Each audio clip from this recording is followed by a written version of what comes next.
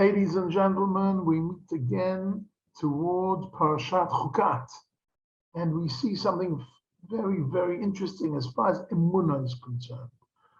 The story here in our Parashat talks about being attacked by snakes in the desert. And what was the solution of Moshe Rabbeinu? To take a very high pole, and on top of the pole to put a copper snake, and whoever looked up towards this copper snake, so they didn't die from being bitten by the snakes. They were cured. So what is this? What is this exactly? So Rashi tells us the snake doesn't kill and the snake doesn't cure. The issue is, do we have emunah? Do we pick up our eyes to the one above?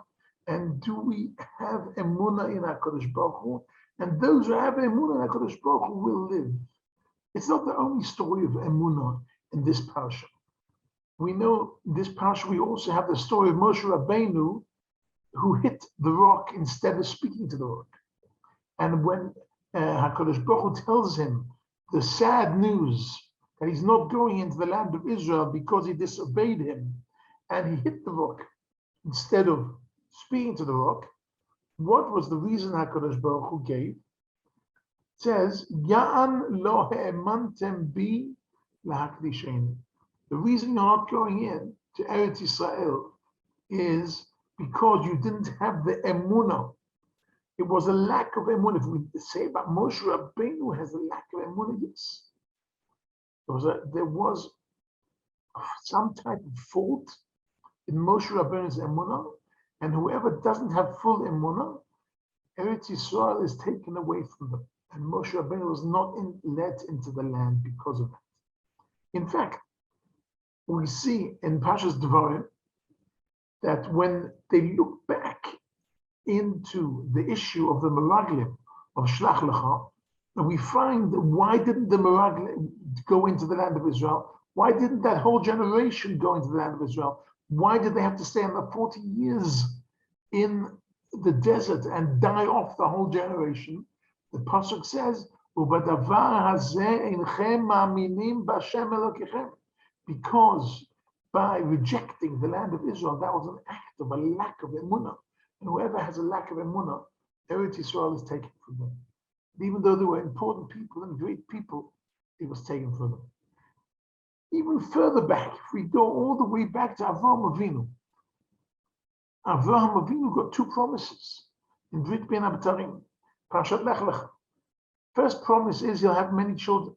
Even though he was an old man without any children yet, he believed.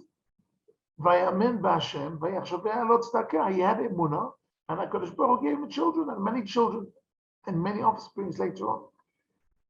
However, on the second issue, the promise of the land, Avraham Avinu says, "Bameh eda ki eva Shema."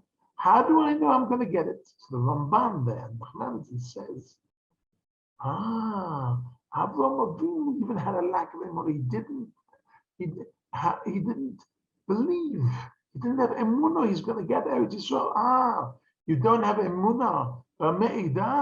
You want to know? The answer is Yadoa Teda. You are going to know because you have to wait another 400 years because of this question, because of your lack of emunah.